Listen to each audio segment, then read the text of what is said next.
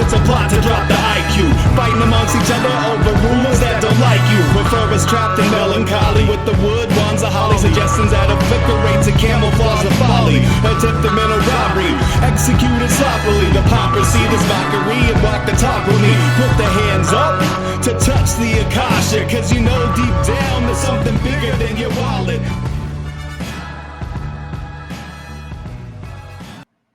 Sweet eternal balance of all that is good, true, and beautiful, friends. Welcome back to Rogue Ways. Or is it Middle Path because we're talking only about spiritual stuff? Or is it both? Do I have to decide? Is it confusing for you to wonder? Really, everything's Rogue Ways. And then Middle Path was the just spiritual content. All the content I've ever done has always been spiritual. Really, you can see that through all of it. But, you know, that was Middle Path specific focus. And then Middle Path became just for supporters and subscribers. And then Middle Path became just the Lightning Oracle round, which if you are a supporter or subscriber of Rogueways on rockfin.com/rogueways or in rogue.locals.com, then you know. And you come and you get your messages and your questions and your answers every second Tuesday, every other Tuesday.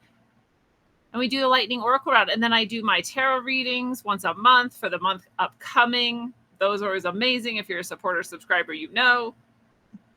And then more of Rogue Ways episodes have become more very, let's say, intently spiritual in nature. And the lines are blurring. The lines are blurring. So I guess Middle Path is just for supporters and Rogue Ways is for everyone. And they're all Rogue Ways and they're all Middle Path. So there we go.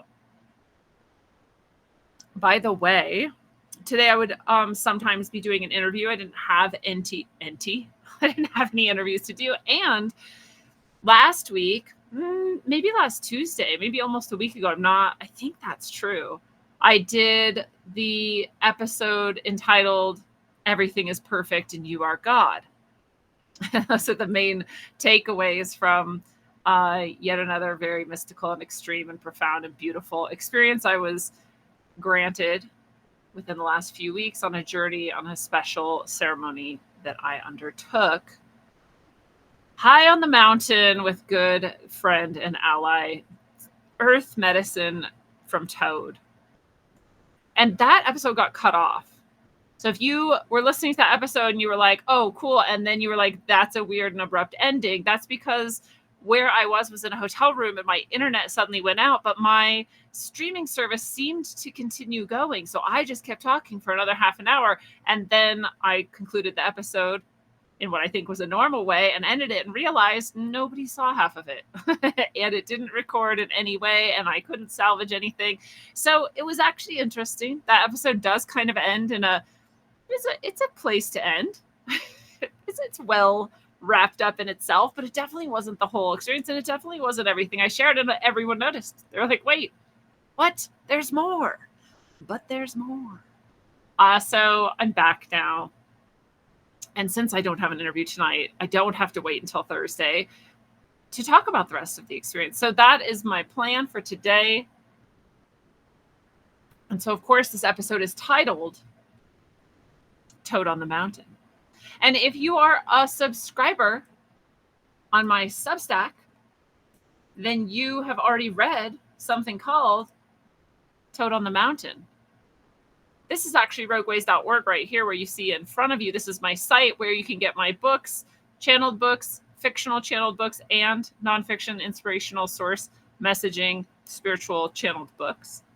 You can schedule a session with me one-on-one for sound healing, for energy healing, for guides and allies, messages for you, for tarot, for past life work, for all sorts of stuff. You can read the testimony of those who have. You can request ceremony if that is what calls you. You can go to the shop and get powerful orgone and more. You can write me a message. You can visit my favorite things tab full of affiliate links and non-affiliate links of just stuff that I think is good to have. And you can go to the Rogue tab and find all the things associated with the show Rogue Ways, where to find it, all the different communities online and whatnot. But Toad on the Mountain was written as a post here on Substack. And Substack is a place for subscribers as well.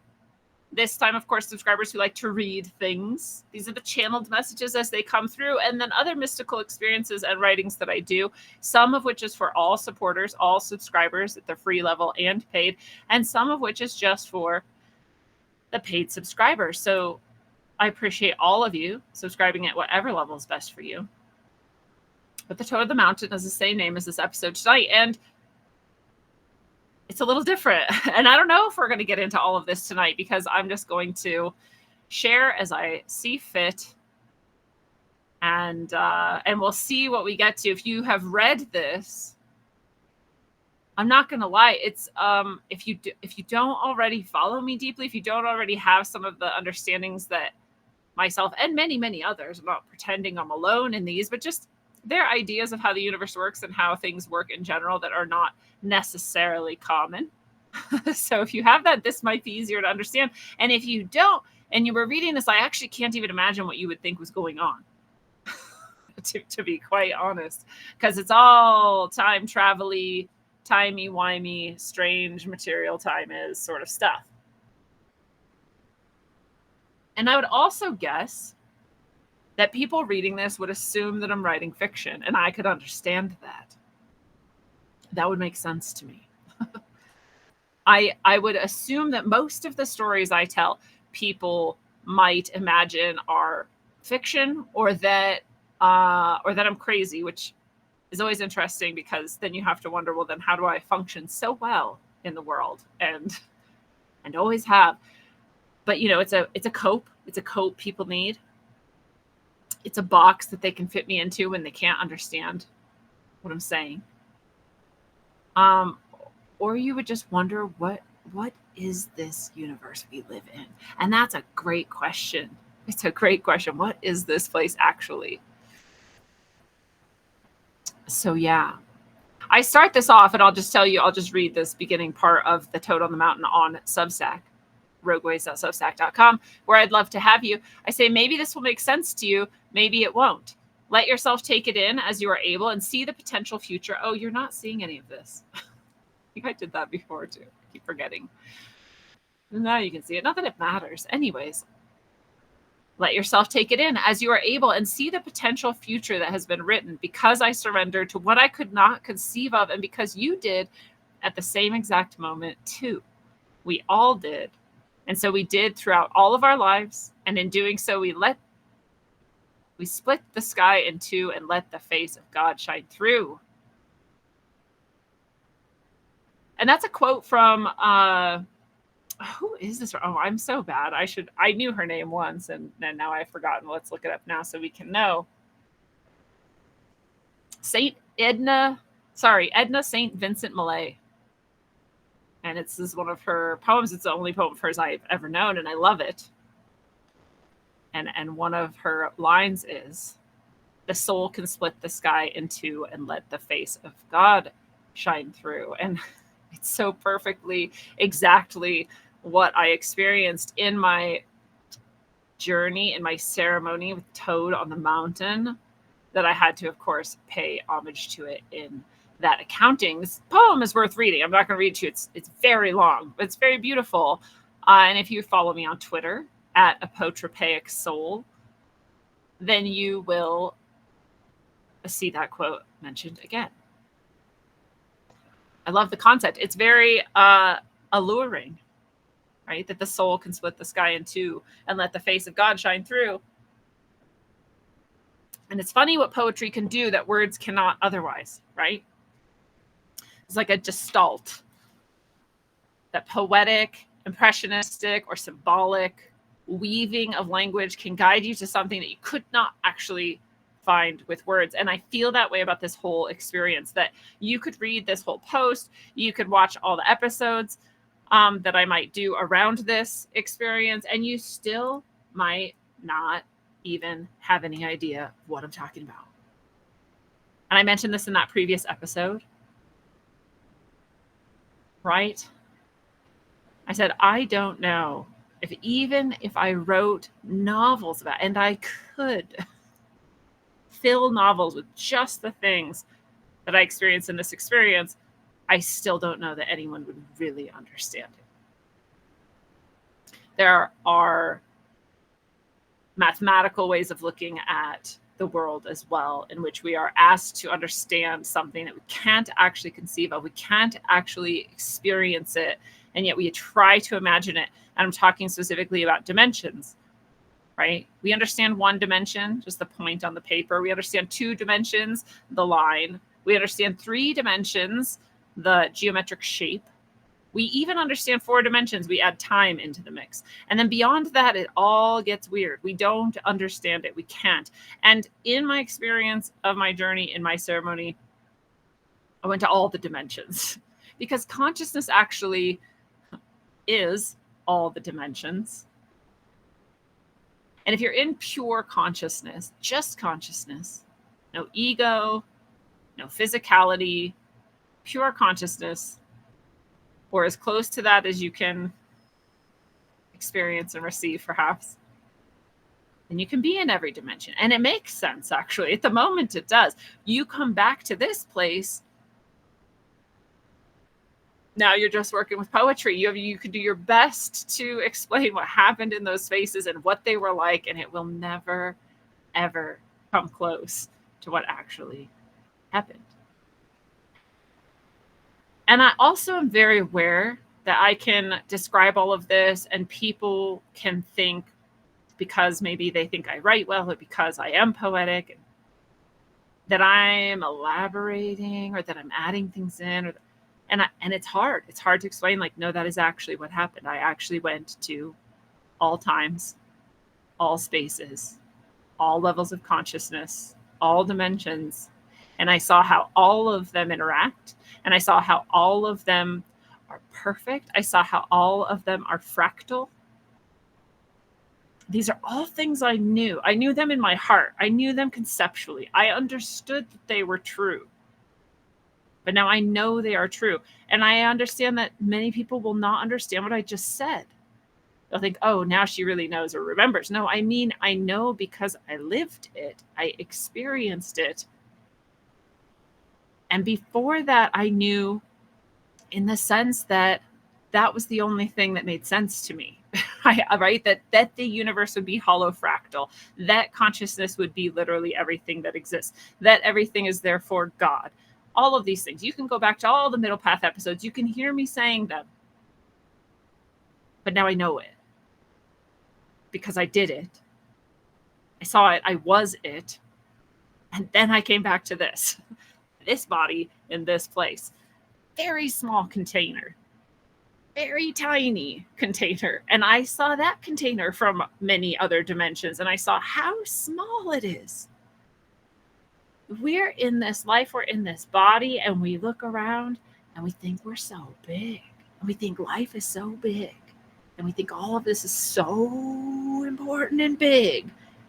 And then you go up there and you look down at it and you're like, oh, how do I ever fit in that? How do I get down into this little tiny bit? It's a whole different thing. And that's another thing. I've been out of body. I've been taken to the center of the universe. I've chose a timeline to come back into. And then I've lived that timeline and seen scenes throughout it that I had seen previously when I chose that timeline. I've seen them come to life in front of me. And I said, oh, there's another scene that I was shown when I chose this timeline to live in. And still, I didn't have the full understanding of just exactly what this body and life really is. And I've said it a million times. It's just a body. It's just a body. After this, we go on and we're something else and we don't die. Just our body dies. Blah, blah, blah. And now I'm like, oh no, it's so much bigger than that. There are no words to describe it. And yet I'm going to try anyway. So if you did watch this last episode that was entitled Everything is Perfect and You Are God, which is true. You heard me talk about how I was done with psychedelics a long time ago. You heard me talk about I haven't done them for decades. You heard me talk about I was very, very specifically, very obviously, very clearly called to do this ceremony with Bufo, which is specifically a toad venom, that this toad venom is DMT plus. It's stronger than what people call DMT. It is the strongest psychedelic on the planet. And that I sat in ceremony with this in a very beautiful place on the top of a mountain. The land itself was honored and healed there. The people who were there honored themselves and were healed. It was a beautiful way to be receiving this medicine. And it was the perfect timing for me in so many ways. You heard me talk about how this was a ceremony that had started on a full moon and was now concluding on a new moon. All accidentally, I put in quotation marks because at the highest levels, that's how perfectly planned it was. You heard me talk about leaving my body and not being Lindsay anymore, but understanding that Lindsay existed and that I was sort of pretending to be Lindsay in this lifetime. You heard me talk about how everything is infinite fractals on every layer of every point of consciousness I could touch upon, of every dimension I went to, of every space, of every time. That it's all fractals, that it's all interconnected, that it's all just the one thing pretending to be the many things. And you heard me describe how there was a moment of lower consciousness or lower vibration. I went into that too, and that I found some resistance in myself. I was wide open to this flow, but there was something left. I went there in full trust. I was in full trust, and I was fully ready for anything that was ready to happen. This is my commitment to God. God and I have had this conversation many times. I offer myself as a vessel or as a conduit or as a channel almost all day, every day for decades now. So that's easy for me to do at this point, but there was still something resisting, and that I found that place, and in that place fractally reflected throughout all of the universe, everybody's resistance, everybody's fear, all of humanity's history of fear, all of our wounds, all of my wounds in this life, all of my wounds in past lives, all of my wounds in ancestral lineage, all of the earth's wounds and resistance, all of it was holofractally reflected in this little bit of resistance, which might have been massive if I were looking at it from ego Lindsay's point of view, but from way up there, it was just this tiny, almost nothing of resistance. And you heard me talk about surrendering and how my highest self that didn't even have an ego or any kind of identification looked at Lindsay and said, surrender. And I heard that self and I surrendered to this light and this love. And that made all the difference. And it was perfect. And I saw that all the darkness that had created that surrender was perfect, because that surrender and that darkness had to come together in that moment in that way so that everybody else could receive the idea and the understanding of surrender, of love. And if we didn't all reflect this darkness back at each other in some minor way or some huge, big, ugly way, that we couldn't all do it together. We couldn't be a fractal whole together. And therefore, this got to echo all throughout time and all throughout my own past. You heard me mention that these stories you may have heard me tell if you've been following me long enough. In fact, many of them are outlined in an episode called Surrender is a Superpower. That those moments that I surrendered in this life were because my highest self at that moment on the mountain, just last week or however long ago this was, because my higher self yelled at my tiny little ego Lindsay self to surrender, and it echoed in both directions in time. And those moments I heard it, and those moments I surrendered. And you think, how can that be true? They happened before that moment, but time doesn't exist.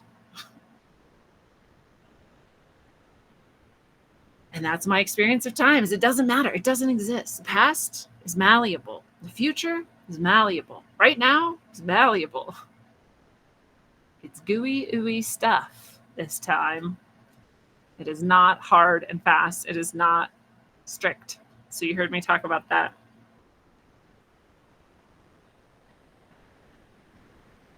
And you heard me talk about that something came through and that changed the earth. You heard me talk about it perhaps as, I don't remember exactly how I described it, but that after the surrender, what happened was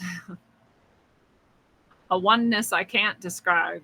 You've heard, if you've ever followed any spiritual people long enough, you've probably heard it described. And there is no other really good word for it. It is truly oneness.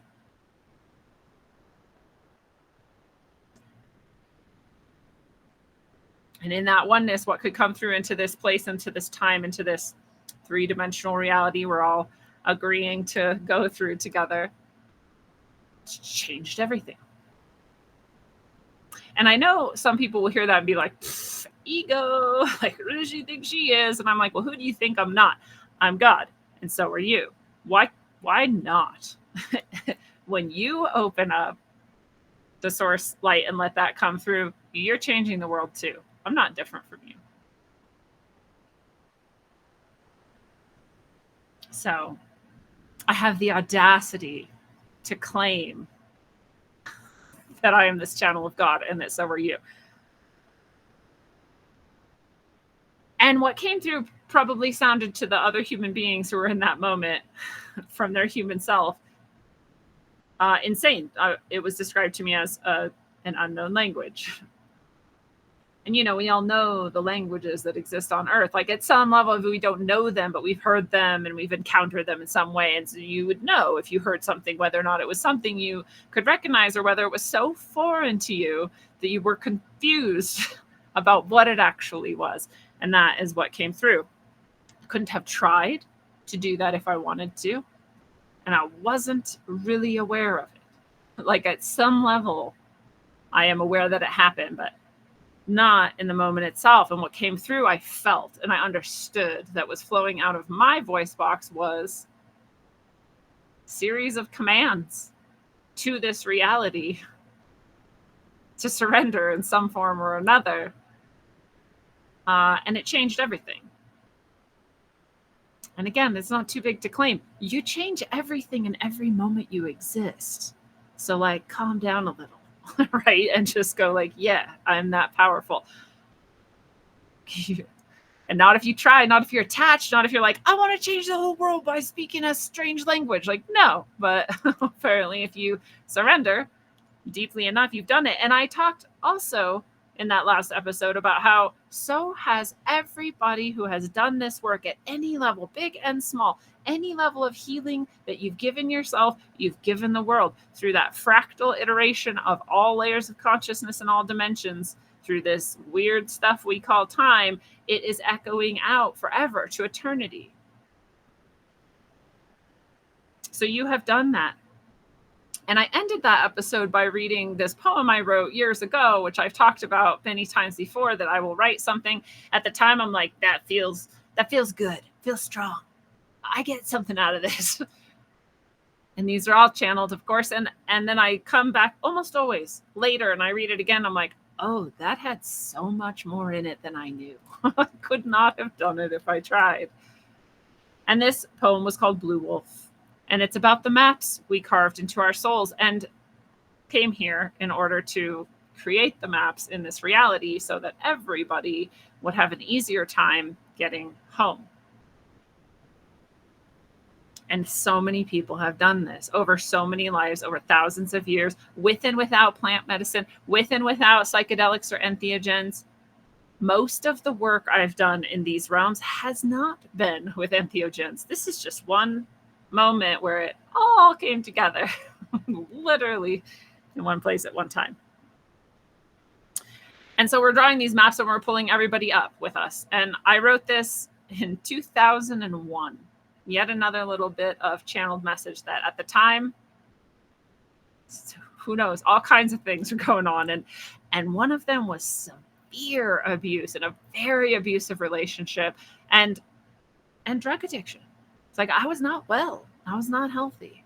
And even then, things would pop through. And I would go back sometimes and I look at some of my diaries and most of it is just garbage. It's like, so-and-so said something and then I didn't like it and I'm mad now. Like, it's really garbage stuff. And then I'll just plop in this gem and I'm like, what? Did I notice that at the time or not? And in 2001, I wrote that I know that I came here from elsewhere in the cosmos in order to assist humanity in breaking down perceived spiritual barriers so that we could have this sort of revolution and renaissance of understanding of who we are and what we are, and we could all ascend together. And I said, we're not leaving anyone behind, and that I have high hopes and I love everyone.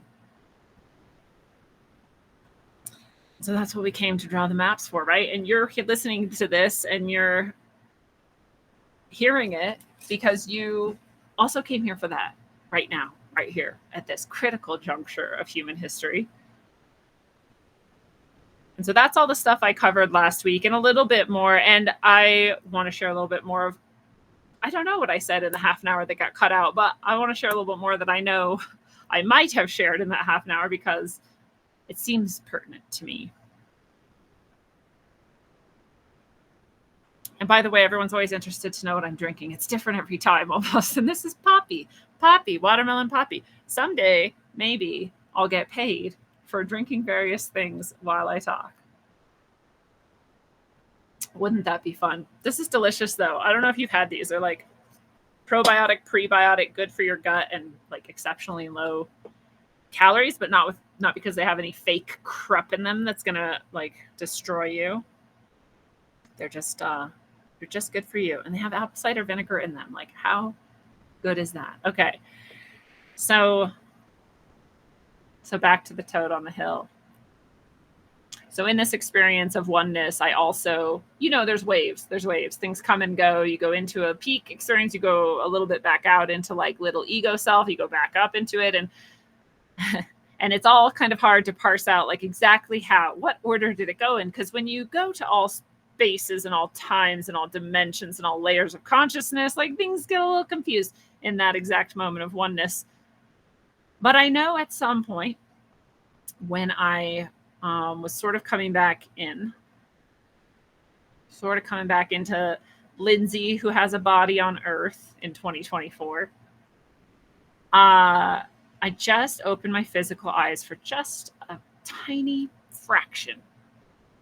It's like, because like that's too much information. Like I was already lost in the stream of oneness, and everything out here was like a bit much, but something guided me to open my eyes. I opened my eyes, and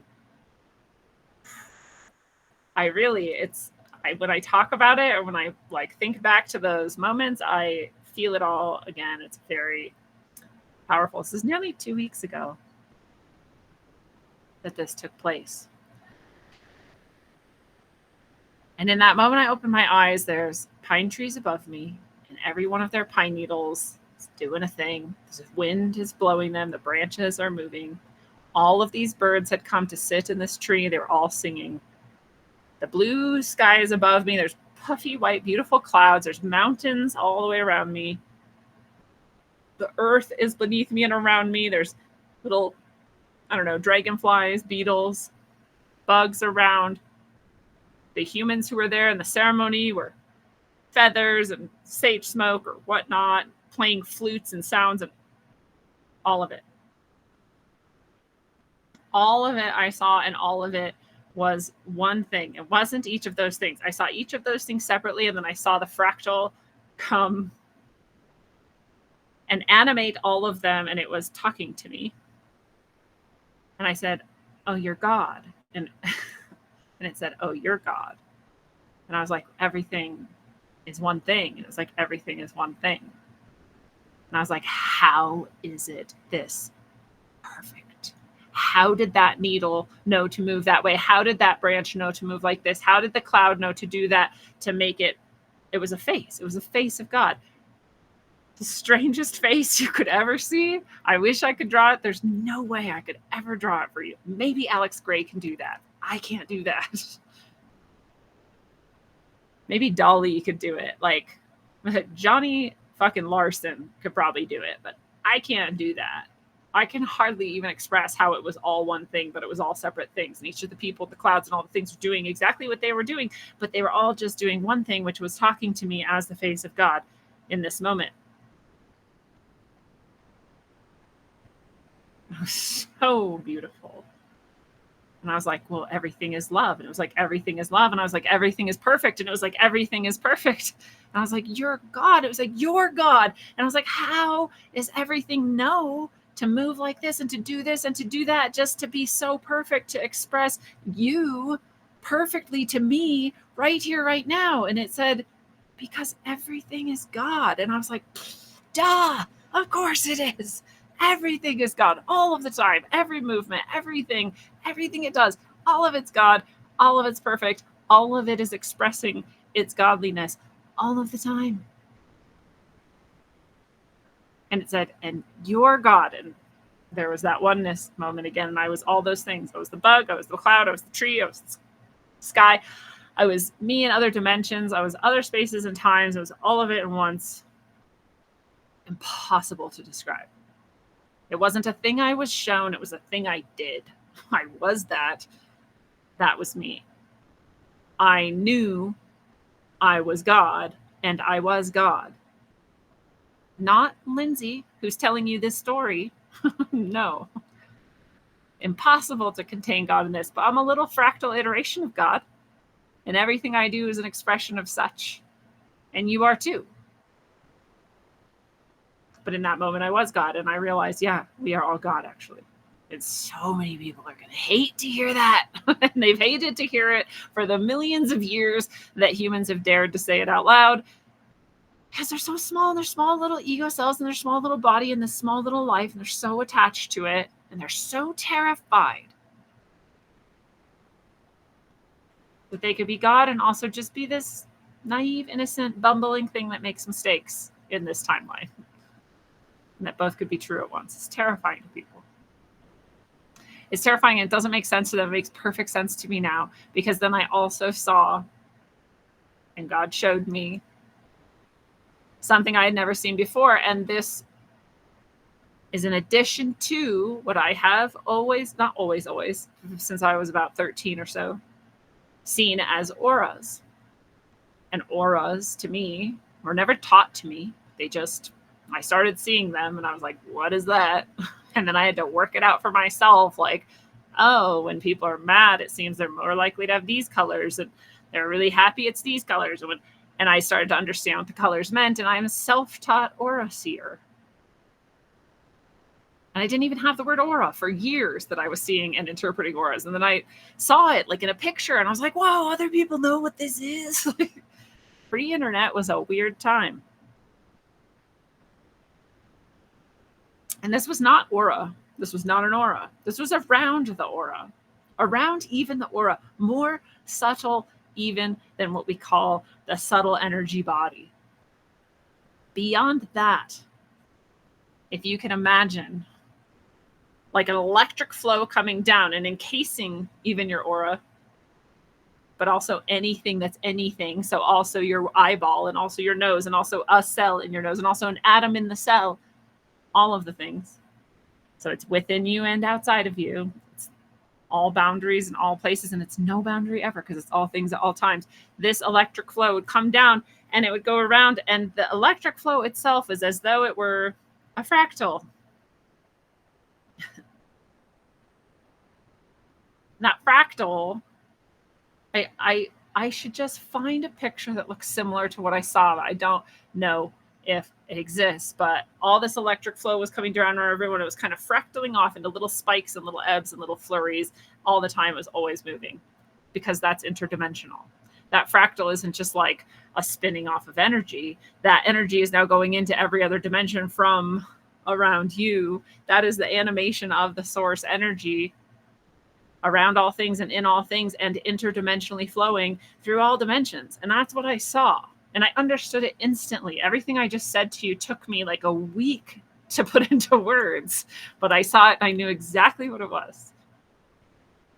God was like, it's like this, right? I am all things at all times in all places. I always have been, I always will be, and you are that too. And I was like, of course. Because all of these things that happened, and I said this before, when truth hits you, when someone says something true, you're like, I already knew that. That you're not being told the thing. You're not learning the thing. You are remembering the thing. And it's hard for people to understand this. This is another sort of retro causality sort of thing that shows you that time doesn't really matter. So that you actually already know all of the things. You're just remembering that you know them. When it happens, somebody says to you something like I just said, and you go, oh, that is how it is. Yeah, that's how you know. I described this about channeled material. Most of my life, I was like, all these channelers are a bunch of liars. I don't even know if they know they're lying or not, but they're not channeling anything. And then I would find the very few who actually were, and I would go, oh, I was wrong. People can channel. That one's doing it. And the reason I know that is because everything they say is true. It hits me as true. I know it is true. I am remembering it as they say it as truth. And you know it. When something's coming through, you know it's real and you know it's true. No one has to tell you. You don't have to fact check it with someone. Your heart is like, truth. I know that. And so all things channel God perfectly, actually, right? But we have this delusion that we don't. And so it creates the illusion that we don't. We're in the delusion that we don't. And so the illusion persists that we aren't that and that we don't do that. But there's no actual separation between anything. All of it is just that energy. That's that source energy, and that's that flow. And that's how it looks if you can see it. Now I can. And so it's different now. Like for 2 weeks now, and maybe it'll wear off. I don't know. Every other sort of mystical experience I've had, hasn't been anything like this in terms of intensity and gnosis. So maybe it'll wear off, but every person I have looked at since then, my heart says, I love you. You're perfect. You're God. Everyone, even Joe Biden. Right? Even Donald Trump. Like, I love you. You are perfect. It's not me saying it. Lindsay is still like, you dumbass, what are you doing? But that part of my consciousness is so much more present now that I can't ignore it. I'm like driving around looking at all the cars and I'm like, I love you all. You're so perfect. And I don't say it to them because I'm very aware that all of this is not what everyone's quite ready for. I was joking that I went to the farmer's market afterwards and I just wanted to tell everyone, don't you know you're God? Why aren't you pretending or acting like you're God? Because you are. Instead, you're pretending and acting like you're just this, but you're God. Don't you know? No, they don't know. And no, you can't tell them. You can all hear it because you came here on purpose to hear it. If someone else heard this and they weren't choosing it, they'd be like, this is a bunch of psychobabble nonsense and that girl's crazy. And that's okay. That's perfect. So I also remember sharing the part that got cut off last week. I just had like the fear that I was muted this whole time again. I was like, what if I was just talking for 38 minutes and it was muted? That'd be hilarious. It wouldn't actually be God. Let's not do that. All right. So I also was talking because I've actually met God before. And a lot of people are like, God. I'm like, yeah, God. Like, actually God. Why can't people accept that God just wants to talk to them? And it's just waiting here for you to be like, hey, God, let's talk. Let's hang out. God's like, dear Jesus, thank you. Can we just keep talking, please? Why would God be so separate? Why would God be all things at all times, but not want to talk to you? It doesn't even make sense. But people have this idea, and it's very intentionally crafted and placed into our hearts since birth that God is so far beyond you, wouldn't even notice you existed hardly unless you beg and plead and do all these rituals and like whatever that he maybe will notice. He's so busy. I'm like, wait, I thought he was omnipotent. I thought he was omnipresent. I thought he was omniscient. Why would it take him so long? Why would he not care? Why would he have so much trouble noticing me? None of it makes sense. But you're supposed to feel insignificant, and you're supposed to feel powerless, and you're supposed to feel like you're not God, and you're not connected to God, and you never could be, so don't try. And meanwhile, God's like, please talk to me. Just talk to me. Come on, bring it. Bring it in. So yes, I've talked to God a couple other times, and this was the third time to be specific. I mean, knowing consciously, hey, there's God, and now I'm talking to God. Because on another level, we're always talking to God because we are God, you know. But like little bit different to confront and interact with the level of mind and consciousness that we can colloquially refer to as God. So the first time, I was still, again, probably around the time I wrote that thing that I just talked about, or I know I came here from elsewhere in the cosmos, probably around that time. And I was in spiritual space, consciousness, altered consciousness. I mean, I wasn't on drugs, but I was in those spaces that I spend so much of my time, and I saw somebody up in the corner of this field, big, beautiful green field, nice day. And I was like, what's that? What's going on up there? And I walked up the field and I get closer, and there's just this big, giant black guy. And he's at this huge table of abundance. And it's just like a cornucopia. I mean, there's so much food. I can't even see all of the table. It's just giant. It's endless table. Big black guy, Hawaiian shirt, dark glasses, dark skin, laughing his ass off, just like cracking up, such mirth. And I was kind of like, what are you doing over here, buddy? Like, what's going on in the field? And he's laughing, and he's like, yeah, this is all, take what you want. I have everything of whatever. Just take it. He's just laughing. It's all so funny to him, or like beautiful, or like just mirthful. I'm like, oh, what? Who are you? And he's like, oh, I'm God. Like, you didn't know? I'm God. And I was like, what?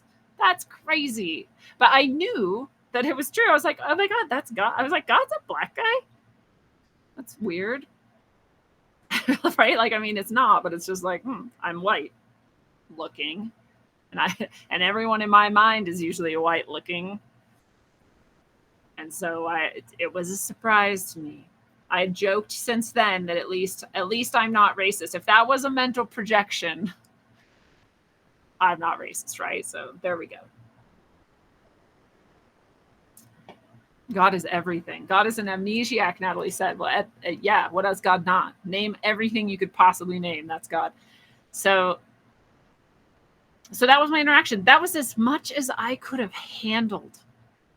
There's that whole concept, like God can't just come talk to you, because if he did, you'd be destroyed. Well, like, yeah, you would. Literally, I did it. You are nothing. You're not you anymore. There is no you.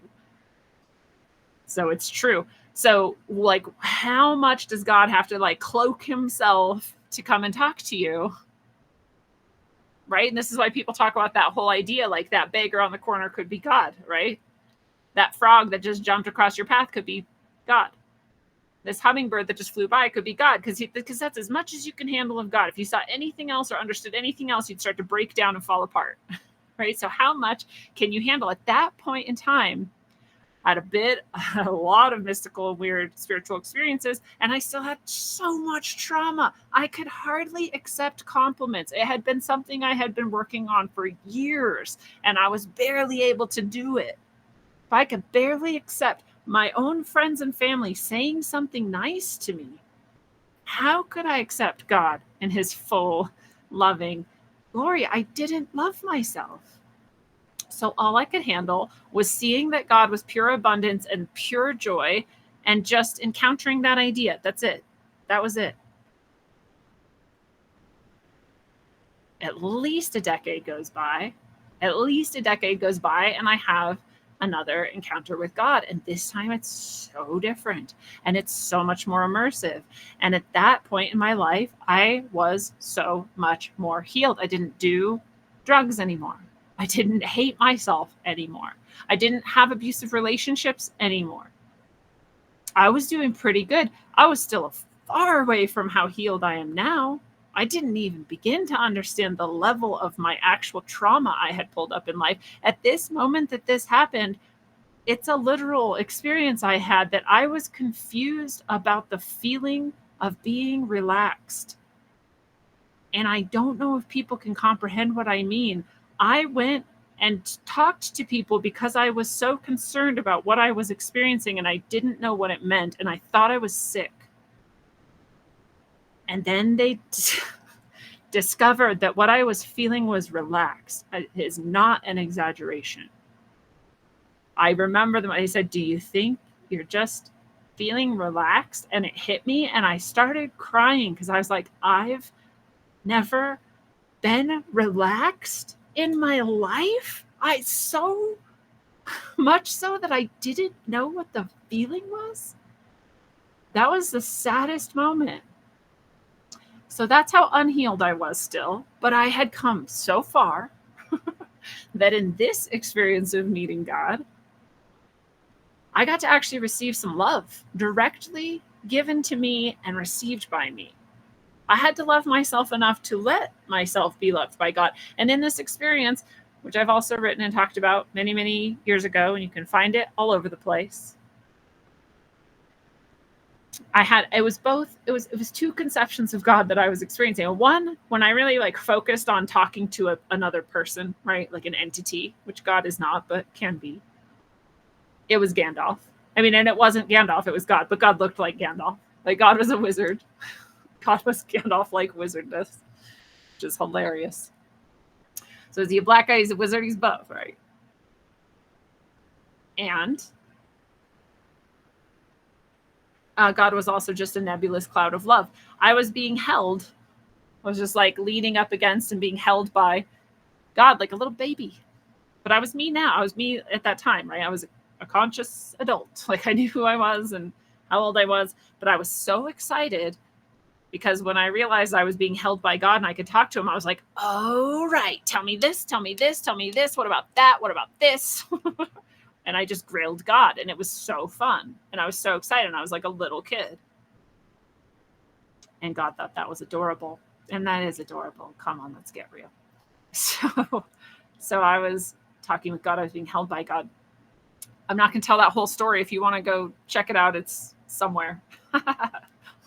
What is it called? I don't remember. I'm sorry. It's somewhere on my Substack, and it has to do with meeting my dog again, who had died long before. So that's the end of the story. You can go find it. But in that experience of God, I could be held, I could be loved, I could be treated as precious, and I could accept that. That's how much of God I could accept. I'm trying to be really clear about this because I want everyone to understand nothing is being withheld from you. God isn't like somewhere like, well, once you get your shit together, then maybe I'll come show myself to you. No. God is right here, right now. He's in your heart. You are God, and you're just waiting to give yourself permission to receive the full amount of love that you are. That's it. And I talk about it all the time, all the time. You can listen to 700 episodes of mine, and they're going to mention at some point, when you heal yourself, then you're opening your spiritual channel. When you heal yourself, then you're opening yourself up to more love. When you heal yourself and you're opening yourself to more love and you're opening your spiritual channel, all you're really saying is you're more connected to the God that is you, which is the God of all things, which is everything, everywhere, all at once.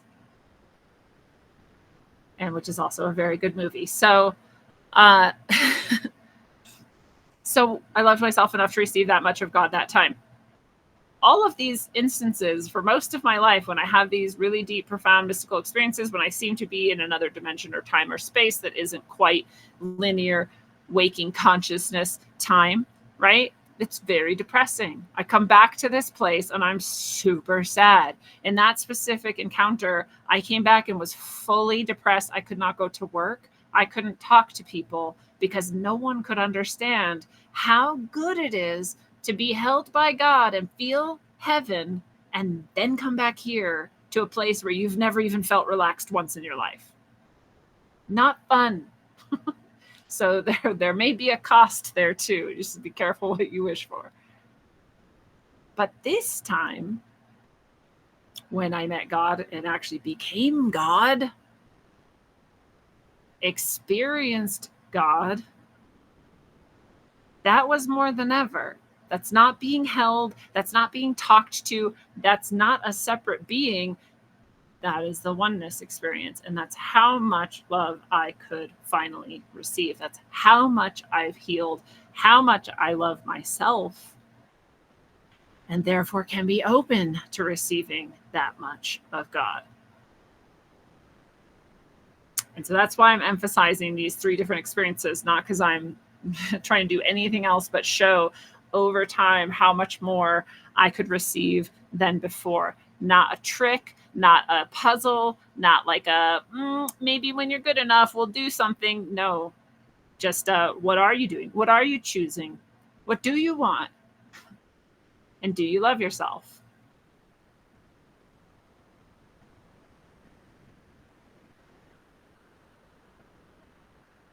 So I also, in that moment of resistance that was surrendered, and in the making of that map, and in that idea that we're doing this for all people, all times, all places, the earth itself, she's wounded too. And that the more we're healing in ourselves and opening up this flow and creating these maps and creating this energy, then the more everyone else gets to also do that. And in that is a concept that I'm still somewhere in me, somewhere in ego Lindsay, body Lindsay, uncomfortable with, but I know is true because I've experienced it as such, is that we're reclaiming everything. Everything, all of it, all the darkness, all the disgust, all the filth, all the things that you wouldn't wish upon your enemy that humans have done to each other, all of the horrors done to innocent seeming children and people, all of it we're reclaiming. There's no one left out of this. There's no one that God doesn't love, because God is all of that. And it's difficult. It's difficult because we look at it as separate. And when you have an experience like this of oneness, you see that's not separate, that's you. And I'm saying it's easy to look at the abused child and say, that's me, and have this empathy and compassion, say, I don't want that to happen, right? It hurts me when I see that hurting. But it's much harder to look at what we perceive to be the perpetrator and say, that's me. I'm doing that. Why am I doing that?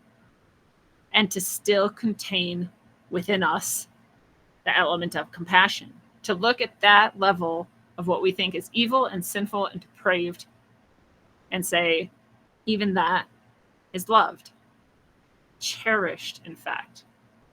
That's a lot harder to do. And that's actually the work we came here to do. Because we're doing that when we heal ourselves. When we heal ourselves, we look at our trauma, we look at our wounds, and we say, I love that. I love me. I fucked up. I've hurt people. I've done horrible things. I mean, relatively to where I'm at now, right? Like, I kicked a kid in the shin once right after his sister died. And I knew his sister died, and I knew him, and I knew his sister, and I kicked him in the shin and made him give me cigarettes. I think that's awful.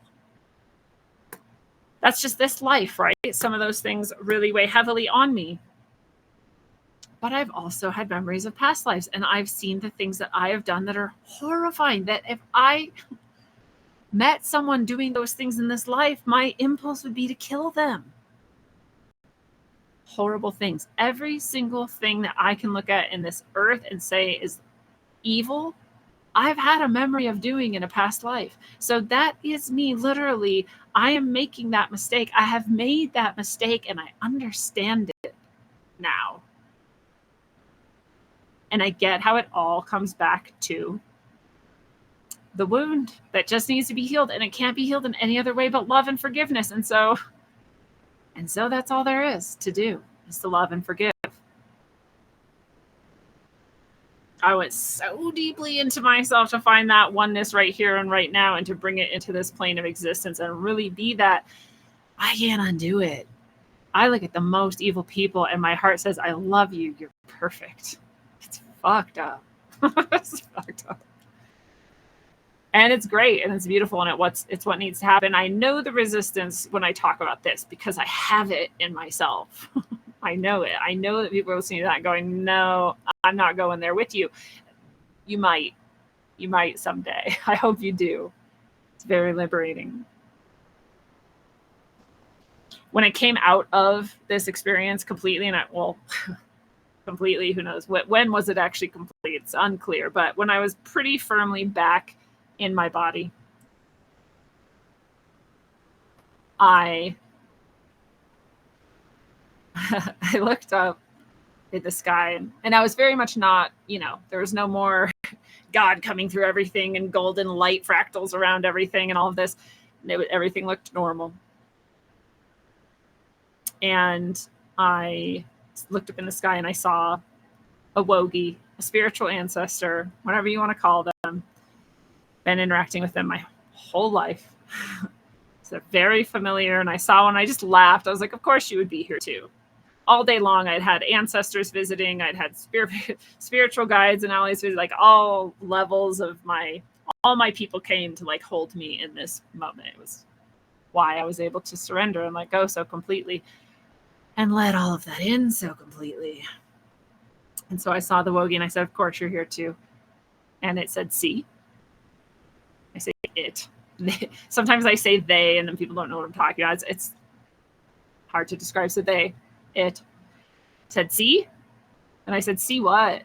I mean, I just saw everything. So like, which about it did you want me to notice, especially in this moment? And they said, you weren't supposed to go out there. And this is a thing. This has been a thing for a while where I've various psychics, various healers, various spiritual people. I've been like, why don't I continue to go out of body all the time? Why don't I go to the center of the universe again? Why aren't I off on ships flying around the universe? Like, why aren't I having these experiences anymore? They're all in the past. Like, and I was like, well, you have all the other, so you're still going into spiritual space and you're still going all through time and space and you're doing all this. And I'm like, but it's not quite the same. It's not the same lucidity and presence of like an out of body thing. And like, am I doing something wrong? And all of them are like, no, you're not doing anything wrong. You're just, and then one of the words that was used that always stuck with me is you're grounded.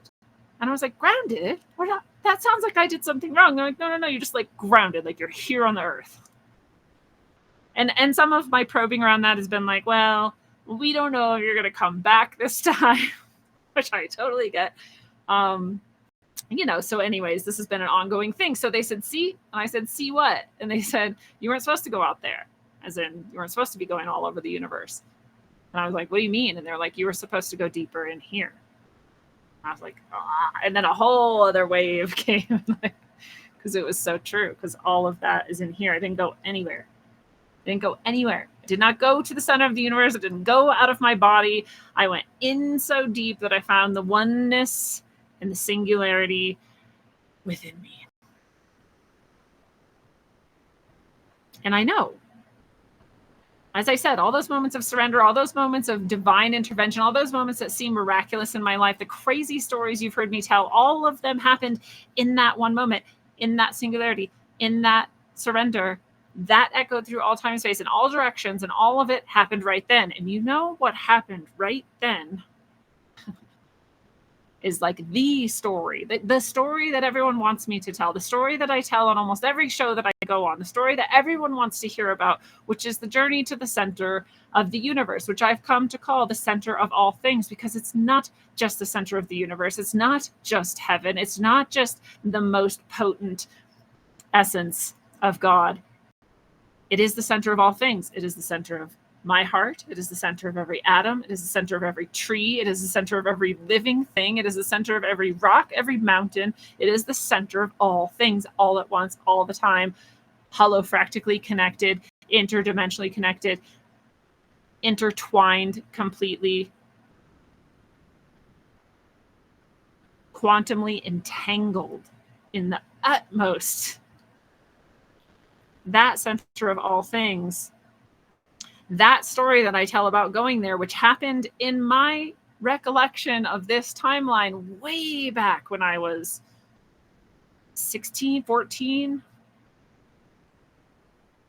that happened right then. That happened 2 weeks ago on the mountain. That moment happened right then.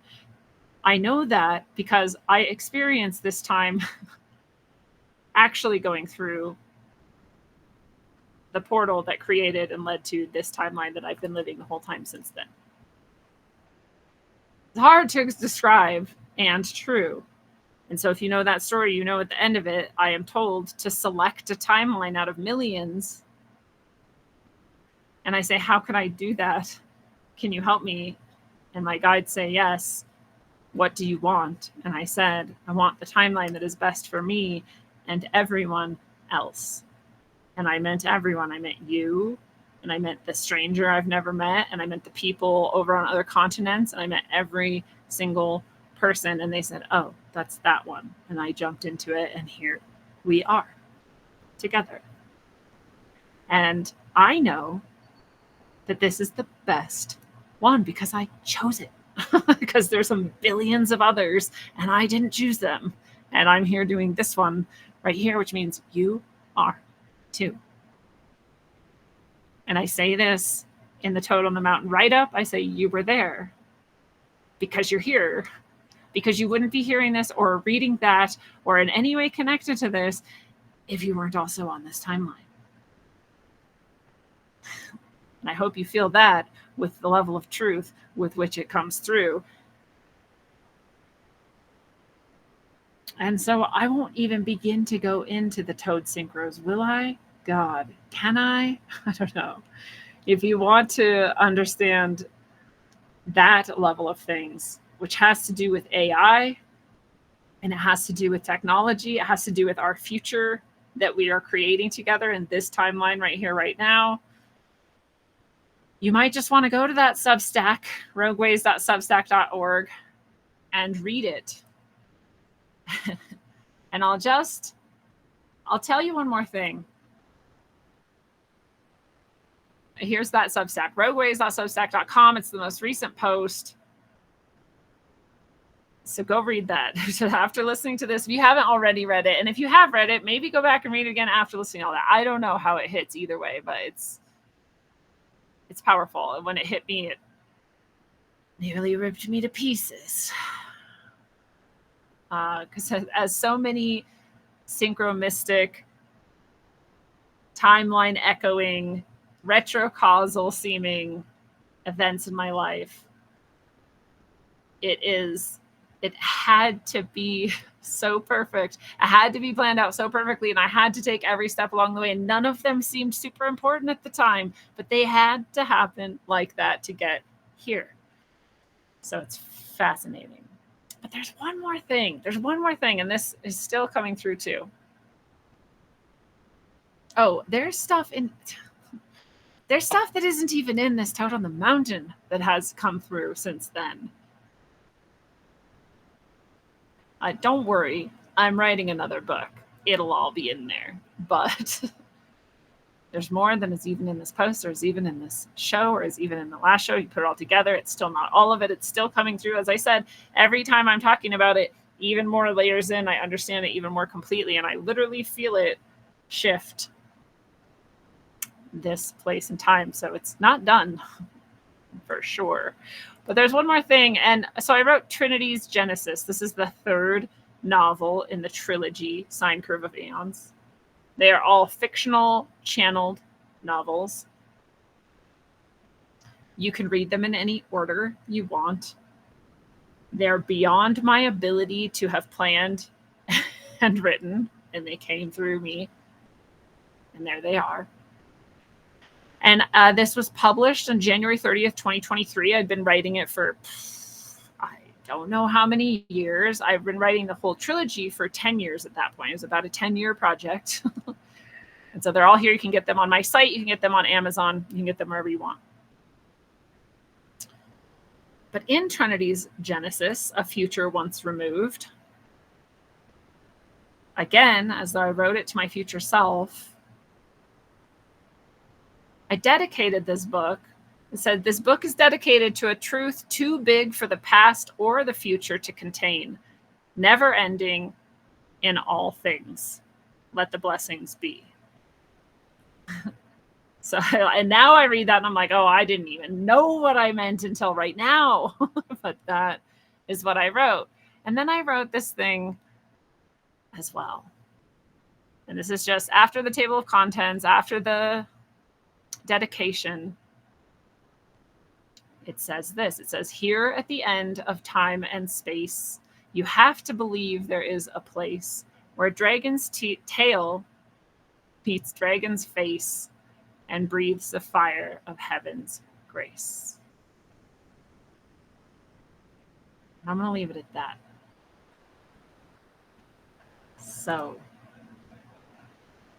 perhaps I'll come back yet again and tell the multi-layered Toad on the Mountain actual story of just the Toad element, just the synchronicity of the Toad on the mountain itself. It's not even mentioned in this episode.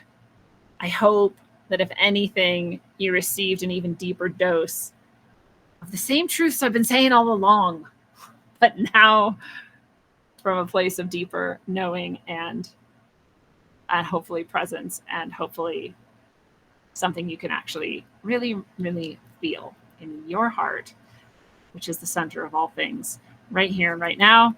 Couldn't be anything other, just like all things, perfect, perfect, perfect. And until you know exactly how perfect and just how much you are God and just how much it's easy to surrender, travel well, aim for balance, and always look inside first. Mwah. Yeah, come on, Rap Kings, baby. It's the rap machine. Yeah, check it. Gray bearded pirate, my motherfucker unknown. Yeah, come on. In the place with my fist up, meaning I resist the bullshit that they feed us and lead us. This is just a part of the process, man. Just watch this, cause this shit's about to get crazy like a mosh pit. We lost it, toss it, let's start it again. Cause now with technology, with smarter men and women, this is the beginning, not the end. If this is the message of hope that I send, look on your TV, it's a culture of death. They'll keep on lying to the very last breath. We keep on striving and spreading the truth. It's hard to survive in this world for the youth. The door is closed, the old world is dead. Let's have an age of understanding instead. I'll include you and you include me. Let's see what we can build with some positivity. Let's go, you're moving too slow. Let me see your hands if you know what I know. Come on.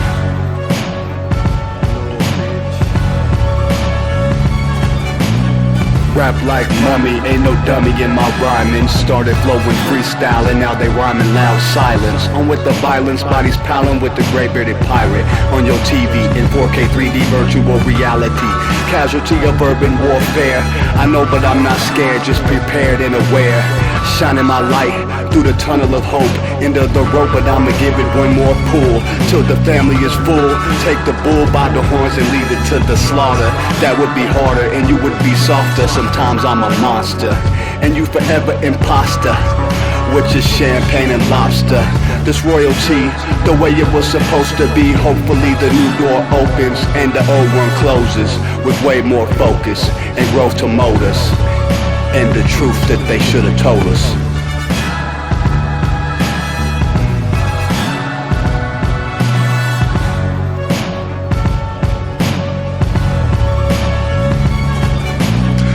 To them screens, it's a plot to drop the IQ. Fighting amongst each other over rumors that don't like you. Prefer us trapped in melancholy with the wood wands of holly. Suggestions that obliterate to camouflage the folly. Attempted mental robbery, executed sloppily. The paupers see this mockery and walk the talk with me. Put the hands up to touch the Akasha, cause you know deep down there's something bigger than your wallet.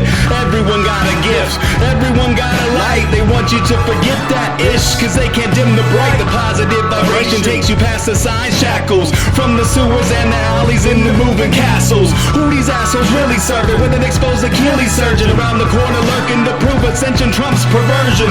Learn them to catch fish and unplug the signal. Show them the simpletons now build the fucking temples.